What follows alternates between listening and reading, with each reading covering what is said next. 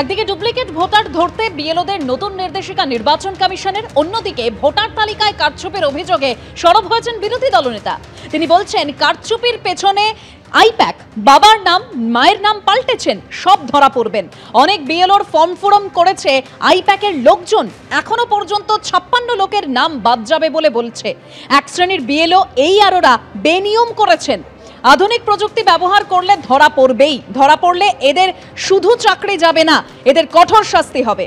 এখনো পর্যন্ত 56 লক্ষ লোকের নাম বাদ যাবে বলে বলছে এক শ্রেণীর বিএলও এই আরোরা বেনিয়ম করেছেন। ধরা পড়লে এদের শুধু চাকরি যাবে না, এদের কঠোর শাস্তি হবে, এই বলে সরব শুভেন্দু অধিকারী।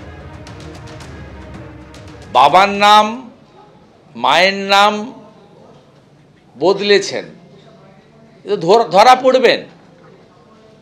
অনেক বিএলও জানেন না তার ফর্মকে ফিল আপ করে দিয়েছে, আইপ্যাকের লোকেরা ফিল আপ করে দিয়েছে।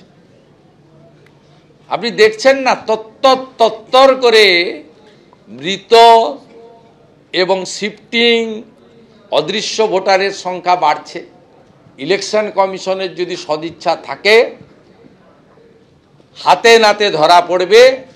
ধরা পড়লে এদের শুধু চাকরি যাবে না, যদি সংবিধানকে ইলেকশন কমিশন ঠিকমতো মান্যতা দেয়, 324-এ সব লেখা আছে, আর্টিকেল 324-এ, এদের পরিণতি যা হবে এরা নিজেরাই জানেন। এসআইআর নিয়ে ফের মুখ্যমন্ত্রীর নিশানায় নির্বাচন কমিশন। চাকরি খাওয়ার হুমকি দিচ্ছে, ভোট আসে যায় সরকার থেকে যায়।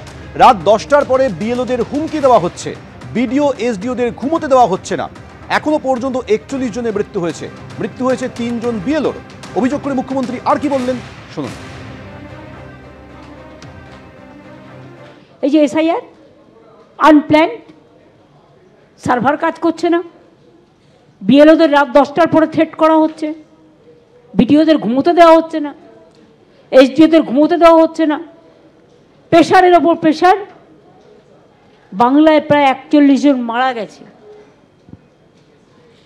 3 জন বিএলও মারা গেছে, 15 জন হসপিটালে আছে, 3 জন সুইসাইড করতে গেছিল। এটা মাথায় রাখবেন। মধ্যপ্রদেশেও মারা গেছে, প্রায় 8 জন বিএলও মারা গেছে, রাজস্থানেও মারা গেছে, কেরালাতেও মারা গেছে, তামিলনাড়ুতেও মারা গেছে। বাংলায় তাও তো আমরা ক্যাম্প করে অনেকটা মানুষকে হেল্প করছি যতটা পারছি। সেক্ষেত্রেও এরাও যে হিউম্যান বিং, মানুষ, তাদের শরীরে রক্ত মাংসে গড়া, প্রেশার দিয়ে। আমি শুনেছি কাউকে কাউকে আগে বলা হয়েছিল জেলে পাঠাবে, নয় চাকরি খেয়ে নেবে। কত সব চাকরি খাওয়ার মালিক ইলেকশনে আসে চলে যায়, সরকার কিন্তু থেকে যায়। রাজ্যে এসআইআর এর প্রক্রিয়া চলছে, সমানতালে চলছে রাজনৈতিক তরজাও। আর এখনো পর্যন্ত কমিশন সূত্রে যা খবর, নাম বাদের তালিকায় রয়েছেন 56,37,731 জন। মৃত ভোটার হিসেবে এখনো পর্যন্ত প্রায় 24 লক্ষের হদিশ মিলেছে বলে কমিশন সূত্রে খবর। আর কি খবর রয়েছে বিস্তারিত জানবো আমাদের প্রতিনিধি রুমা পালের কাছ থেকে। রুমা, দেখো, এখনো পর্যন্ত যা খবর, 56,37,731 জনের নাম হচ্ছে বাদের তালিকায় চিহ্নিত। অন্যদিকে মৃত তালিকাও কিন্তু 23 লক্ষেরও বেশি, অর্থাৎ 23,98,345। শিফটেড যেখানে 19 লক্ষেরও বেশি এবং আনট্রেসেবল হচ্ছে 10 লক্ষেরও বেশি, এবং আদার্স যেটা হচ্ছে প্রায় 46,832।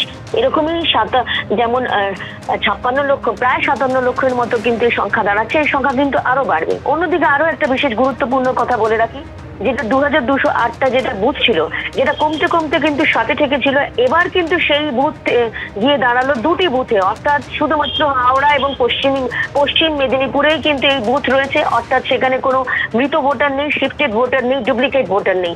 এবং জানিয়ে রাখি যে এটা কিন্তু খুবই গুরুত্বপূর্ণ, কারণ যেখানে কিন্তু এআই এর মাধ্যমে 2208টা কিন্তু ট্রেস করা গিয়েছিল, সেখানে কিন্তু দেখা গেছে পরবর্তীতে 480 হয়েছে, 29 হয়েছে, 7টি বুথ হয়েছে। এবার কিন্তু 2টি বুথে বুথ হলো যেখানে শুধুমাত্র মৃত ভোটার নেই এবং শিফটেড ভোটার নেই, ডুপ্লিকেট ভোটার নেই বা অ্যাবসেন্টি কোনো ভোটার নেই।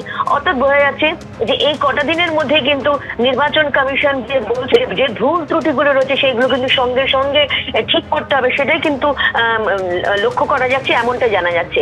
অন্যদিকে জানিয়ে রাখি যে 5 জন যে বিশেষ যে রোল অবজারভার, যে নতুন যে রোল অবজারভার, তারা কিন্তু খুব দ্রুতই আসবেন। এবং তার সঙ্গে সঙ্গে এটাও জানিয়ে রাখি, আরেকটি খবর রয়েছে যে বারুইপুরে যে একটি সাসপেন্ড করা হয়েছিল বিএলওকে, তাকে কেন সাসপেন্ড করা সত্ত্বেও সেটা রিপোর্ট চাওয়া হয়েছে। অন্যদিকে জানিয়ে রাখি আরো একটা বিষয়, যেটা গুরুত্বপূর্ণ বিষয় রয়েছে।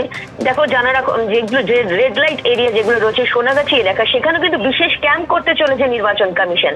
প্রায় 7টি বুথ রয়েছে ওই এলাকায় এবং ক্যাম্পে এনুমারেশন ফর্ম ফিল আপ করিয়ে দেবেন একদম কমিশনের কর্তারাই, এবং সেখানে সিইও নিজেই যাবেন কালকে। এবং 2002 তালিকা যেহেতু কিছুতেই ওদের দিতে হবে না, এই তালিকায় রয়েছে যৌনকর্মীরা। এই ক্ষেত্রেও কিন্তু বিশেষ উদ্যোগ নেওয়া হয়েছে নির্বাচন কমিশনের তরফ থেকে, কারণ বারবারই তাদের তরফ থেকে কিন্তু একটা প্রস্তাব আসছিল যে তারা কি করবেন। সেক্ষেত্রে কিন্তু নির্বাচন কমিশন বিশেষ ব্যবস্থা করেছে এবং সেখানে কিন্তু বিশেষ ক্যাম্প করা হবে। অর্থাৎ বোঝা যাচ্ছে একদম 11 তারিখ, যেখানে আর কয়েকটা দিন মাত্র বাকি রয়েছে, তার আগে কিন্তু চূড়ান্ত প্রস্তুতি রয়েছে এবং যাতে 11 তারিখের মধ্যে সমস্ত ডিজিটাইজ হয়ে যায়, সেই দিকে কিন্তু নির্বাচন কমিশন এই মুহূর্তে এগিয়ে চলেছে। ধন্যবাদ রুমা। এবিপি আনন্দ, এগিয়ে থাকে, এগিয়ে রাখে।